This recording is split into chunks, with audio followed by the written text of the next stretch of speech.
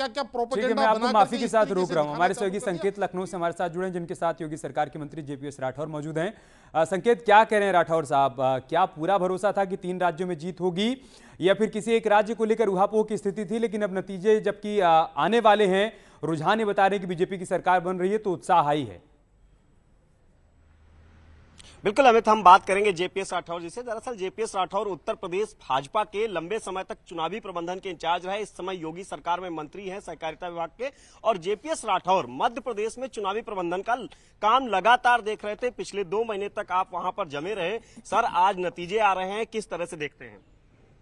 सबसे पहले तो मध्य प्रदेश की जनता को, छत्तीसगढ़ की जनता को और राजस्थान की जनता को बहुत बहुत अभिनंदन, जिन्होंने इतनी बड़ी विजय दिलाने के लिए अपना मत दिया है। और मोदी है तो मुमकिन है।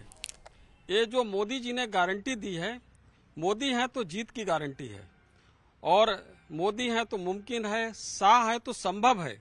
माननीय अमित शाह जी की जो रणनीति है, और उसके कारण मध्य प्रदेश में चुनाव देख रहा था। मध्य प्रदेश में जब चुनाव में गए, उस समय कर्नाटक का जो परिणाम था, उसका असर वहां के कार्यकर्ताओं पर भी था, हमारे कार्यकर्ताओं पर भी था, और कांग्रेस के कार्यकर्ताओं पर भी था, और जनमानस में भी था।